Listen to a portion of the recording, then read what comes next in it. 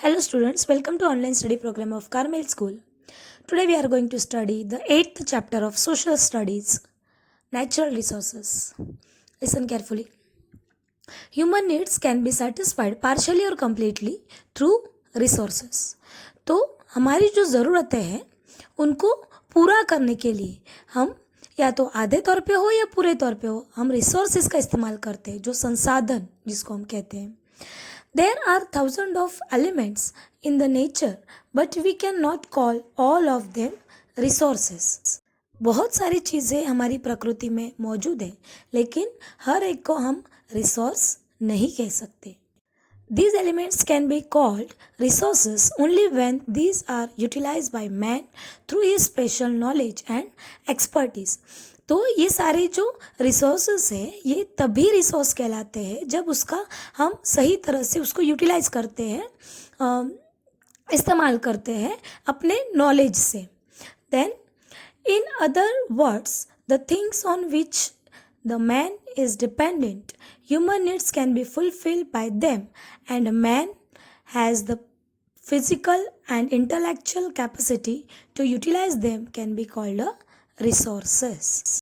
अगर दूसरे शब्दों में हम कहना चाहें तो ऐसे रिसोर्सेज जिस पे इंसान निर्भर करता है या उसके अलावा वो अपनी ज़रूरतों को पूरा करने के लिए अपने फिज़िकल या इंटेलेक्चुअल मतलब स्किल के थ्रू वो उसको स्पेशली यूटिलाइज करता है, उसको हम कह सकते हैं रिसोर्सेस.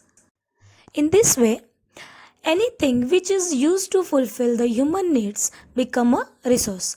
तो ऐसी चीज़ें जो हमारी ज़रूरतों को फुलफिल मतलब पूरा करने के लिए काम आती है उसको हम कह सकते हैं resources. In ancient times man did not know about the minerals buried with in the land. तो एंशियंट टाइम मतलब प्राचीन काल में इंसान को मिनरल्स के बारे में उसका क्या इस्तेमाल किया जाता है ये नॉलेज नहीं था. So there were not the resource at that time. तो वो जब उनको नॉलेज ही नहीं था, पता ही नहीं था कि मिनरल्स का इस्तेमाल किस लिए हम कर सकते हैं, तो तब वो रिसोर्स नहीं था. But today these are extremely useful due to their utility and the developed techniques. तो आज के ज़माने में जब हम लोगों को मिनरल्स का यूज़ पता चला तो सबसे ज़्यादा इसका इस्तेमाल हम करते हैं. और उसके अलावा इंसान ने ऐसी टेक्निक्स डेवलप की जैसे माइनिंग, तो जिससे हम लोगों को जो लैंड के अंदर से मिनरल्स निकालना बहुत ही आसान हो गया. The natural resources should have both the virtues of utility and capability to works. तो जो नेचुरल मतलब जो कुदरती जो रिसोर्सेस हैं उसमें वो कैपेबिलिटी होती है इस्तेमाल करने के, और मतलब वो किस काम हमारे आ सकते हैं. ठीक है. Then the resource are made of the interaction of the three: nature, man and the culture. अब ये जो रिसोर्सेस है वो तीन चीज़ों से बने हुए होते हैं, तीन उसके एलिमेंट्स हैं. तो nature, man and culture. Okay. Now uses of resources. Resources are useful to us in many ways. बहुत सारी चीज़ों के लिए मतलब बहुत अलग अलग तरीक़ों से हम रिसोर्स का इस्तेमाल कर सकते हैं. We learn about its role gradually at every stage of human life. तो इन रिसोर्स का क्या इस्तेमाल है ये हम लोग हमारी लाइफ में हर स्टेज से मतलब हर स्टेप बाय स्टेप हम लोग सीखते हैं. Then all activities from agriculture to industries ultimately depend on natural resource. Let us know more about it. हमारी कोई भी एक्टिविटी हो या तो एग्रीकल्चर या फिर इंडस्ट्री, वो अल्टीमेटली जो है वो नेचुरल रिसोर्स पे ही डिपेंड होती है. तो अब हम इन सब के बारे में और ज़्यादा जानेंगे. Then resource as food. Various food requirement of man are complied by various resources. हमारी बहुत सी जो फूड मतलब खाने की जो ज़रूरतें हैं वो अलग अलग रिसोर्सेस से क्या होती है, फुलफिल होती है. Then fruits grow naturally, various crops obtained through agriculture, then milk and its product, and meat obtained through domestic animals, fish and other aquatic animals from reservoirs, then honey prepared by honeybees, etc. are used as a food item. तो जैसे कि fruits यानी फल हम लोगों को naturally मिलते हैं। उसके अलावा जो अनाज हम कह सकते हैं एग्रीकल्चर फील्ड से अलग अलग तरह का हम लोगों को मिलता है। देन मिल्क या फिर जो डोमेस्टिक एनिमल्स हैं उनसे जो भी प्रोडक्ट मिल्क मीट उसके और भी जो प्रोडक्ट होते हैं वो सब मिलते हैं। देन फिश और भी जो एक्वेटिक एनिमल्स हैं। उसके अलावा जो हनी मतलब शहद है हम लोगों को हनी बीज से मिलता है। तो ये सारी चीज़ें हम एज अ फूड इसका इस्तेमाल करते हैं। Now second, resource as a source of raw material. Then various goods obtained from forest, agro products, wool, hides and meat available from animals, mineral source, etc. form the raw material for many industries. तो बहुत सारी industries के लिए जो भी forest से हम लोगों को ऑब्टेन होता है, फिर एग्रो प्रोडक्ट से, वूल से, हाइड से, मीट से, जो जानवरों से हम लोगों को अवेलेबल होता है, तो ये as a raw material industries में इस्तेमाल किया जाता है। Now resource as energy resources. We use coal, petroleum, natural gas, etc. as a fuel in industries as well as domestic fuel. तो हमारे डोमेस्टिक यूज़ के लिए या फिर इंडस्ट्रीज़ के लिए एज अ फ्यूल हम जिसका इस्तेमाल करते हैं coal, petroleum, natural gas. Then besides energy can be generated through solar insolation, wind, sea waves, tides and ebbs and waterfalls etc. तो हम लोग कोल, पेट्रोलियम, नेचुरल गैस इनका एज अ फ्यूल ईंधन के तौर पर इंडस्ट्री में यूज़ किया जाता है।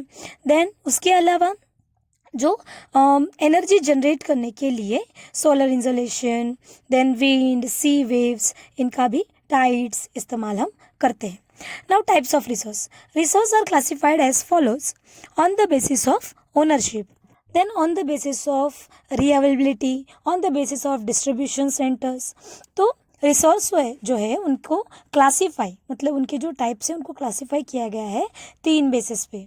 एक तो ओनरशिप बेस पे, एक जब वो रीअवेलेबल होंगे उस बेस पे, और उनका जो डिस्ट्रीब्यूशन है उस बेस पे। मतलब तीन चीज़ों में उनको क्लासीफाई किया हुआ है। Following other types of resource on the basis of ownership, let us understand this through the table.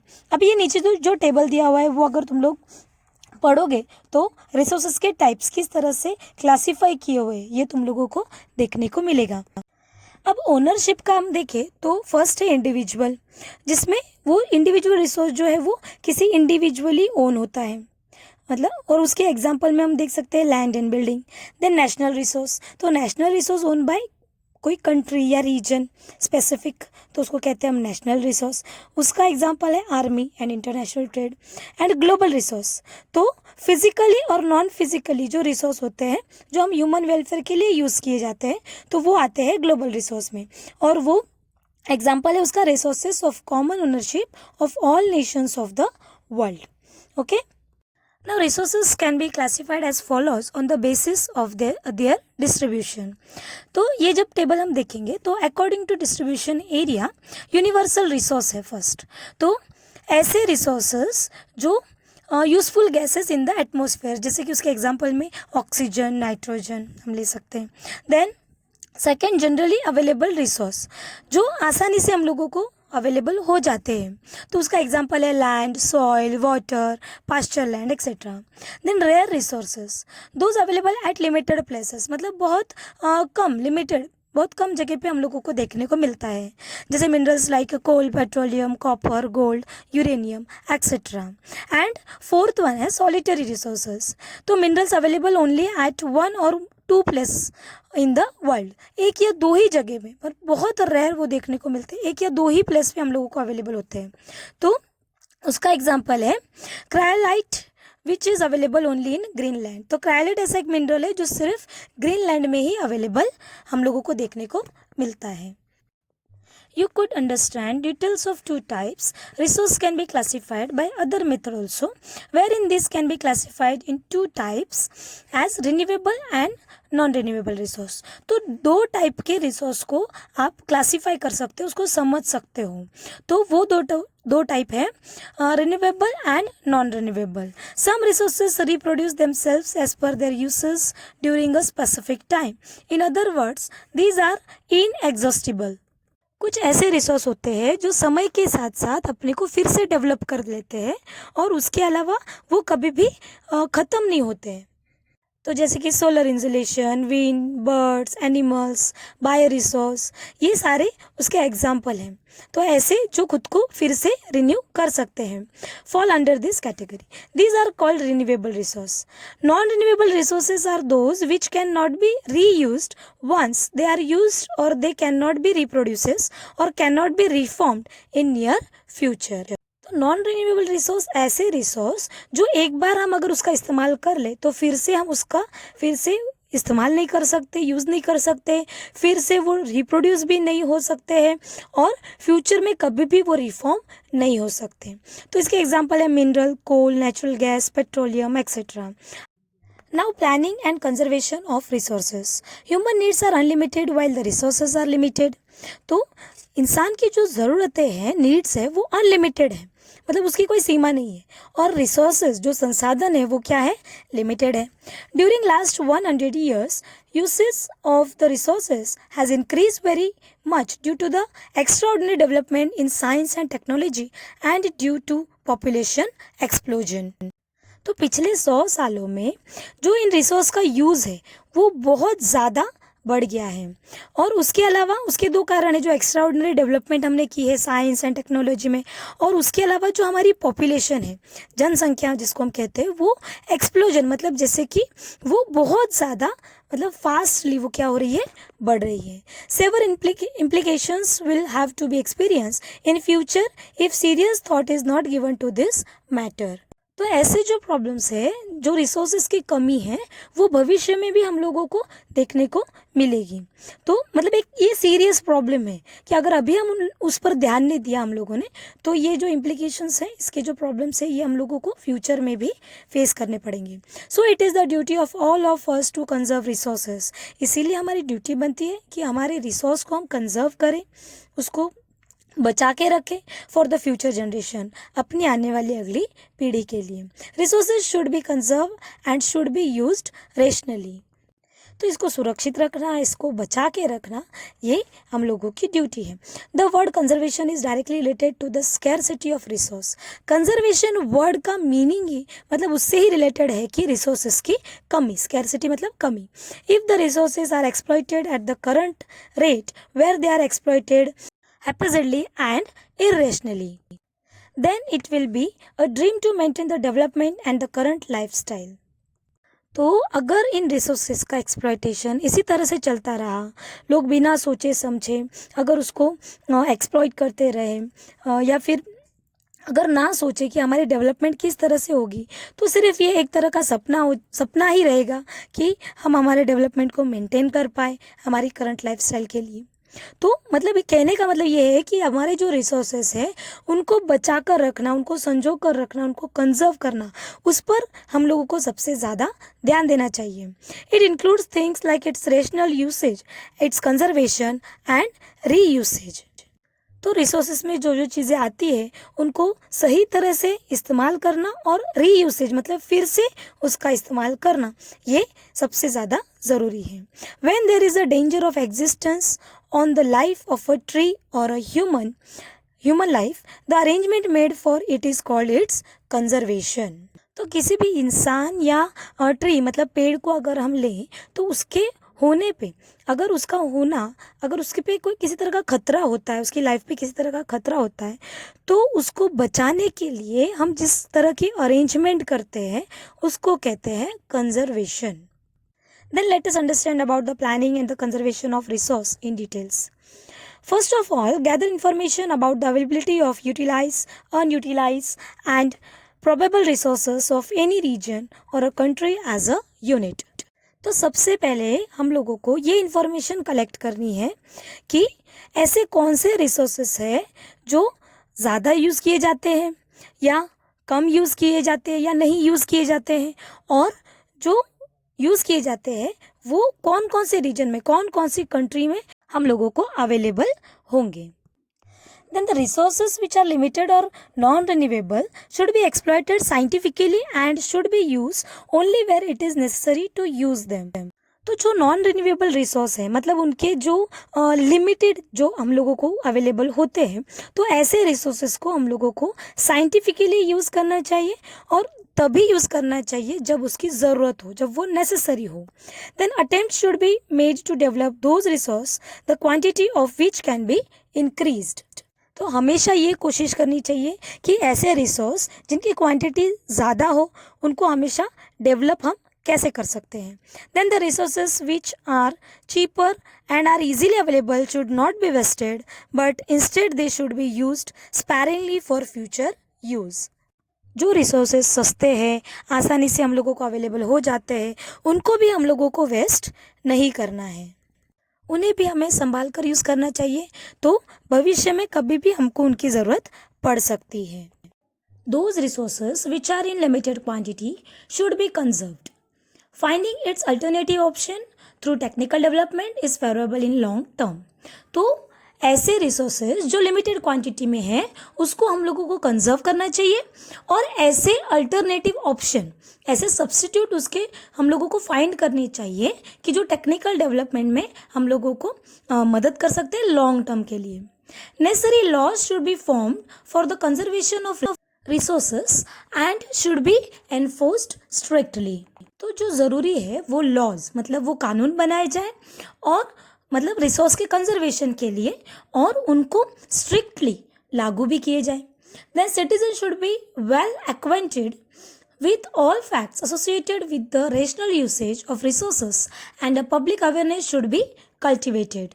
तो जितने भी सिटीजन्स हैं मतलब नागरिक हैं उन सबको इसके बारे में वो अवेयर होने चाहिए, उनको सारी जानकारी होनी चाहिए कि जो जो चीज़ें फैक्ट्स जो एसोसिएटेड है रिसोर्सेज से उसका रेशनल यूज़ कैसे किया जाए उसकी जानकारी हमको होनी चाहिए, पब्लिक में अवेयरनेस होनी चाहिए.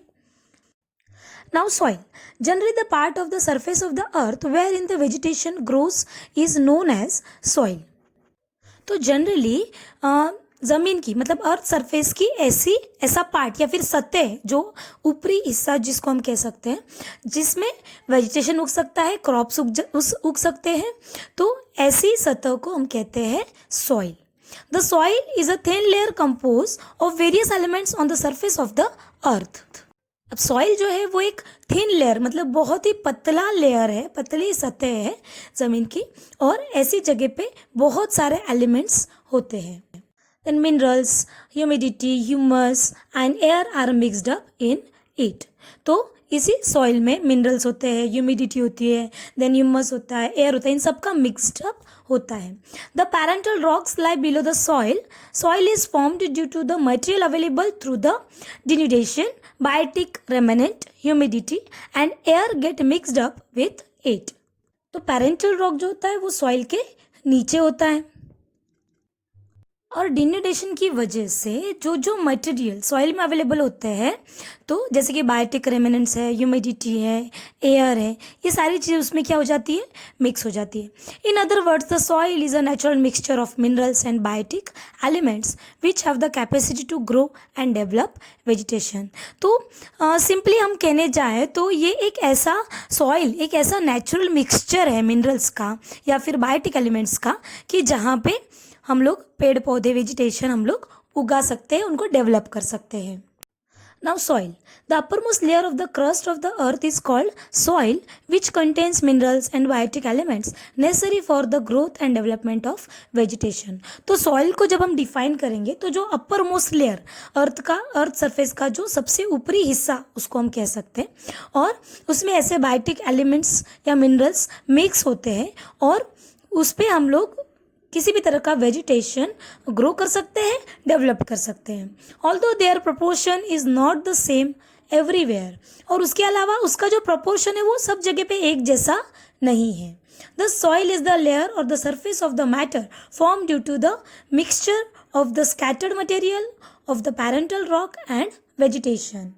तो सॉइल जो है वो ऐसे मैटर का मिक्सचर है कि जो बनता है ऐसे मटेरियल से, पैरेंटल रॉक से जो मटेरियल मिलता है तो अलग अलग चीज़ों से मिक्सचर से ये बनता है और वेजिटेशन से.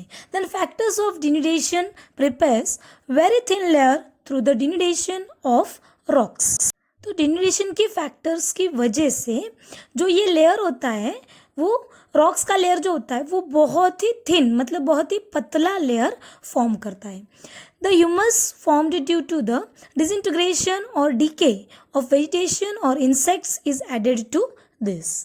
अब जो ह्यूमस होता है वो कैसे बनता है, तो जैसे वेजिटेशन या फिर इंसेक्ट्स है जब उनकी डेथ हो जाती है तो जब वो ज़मीन के अंदर ही वो सड़ जाते हैं, वो फिर क्या होते हैं उसमें मिक्स हो जाते हैं, मिट्टी में वो मिक्स हो जाते हैं और उसी से ह्यूमस फॉर्म होता है. This biotic elements play an important role in the development of vegetation. और वेजिटेशन ग्रो करने में ये बहुत ही अच्छा रोल, ये जो बायोटिक एलिमेंट्स है ह्यूमस, ये बहुत ही अच्छा रोल, इंपॉर्टेंट रोल निभाते हैं. Then the climate impact in the duration of soil formation is so important and widespread that the soil formed of different types of rocks in that region over a long time is the same. तो climatic condition की वजह से अगर कोई soil form होती है तो वो बहुत ही महत्वपूर्ण मतलब अलग अलग टाइप में, क्योंकि अलग अलग टाइप के रॉक्स अलग अलग रीजन में हम लोग को देखने को मिलते हैं, तो वो लॉन्ग टाइम के लिए बहुत ही अलग अलग टाइप में वो फॉर्म होती है. So the soil formed out of the same parental rocks under different climatic influence is different. तो अलग अलग क्लाइमेटिक जैसी कंडीशन होती है वहाँ अलग अलग तरह की सॉइल हम लोगों को देखने को मिलती है. Soils are classified on the basis of their color, climate, parental rock, structure, humus, etc. तो सॉइल के जो टाइप्स है वो किस तरह से क्लासीफाई किए हुए हैं, तो उनके कलर के बेस पे, देन क्लाइमेटिक कंडीशन के बेस पे, पैरेंटल रॉक्स, उनका स्ट्रक्चर और ह्यूमस, इस बेस पे सॉइल के जो टाइप्स है वो क्लासीफाई किए हुए हैं. तो इसके बाद का जो एक्सप्लेनेशन है टाइप्स ऑफ सॉइल वो हम नेक्स्ट वीडियो में देखेंगे. Okay, thank you.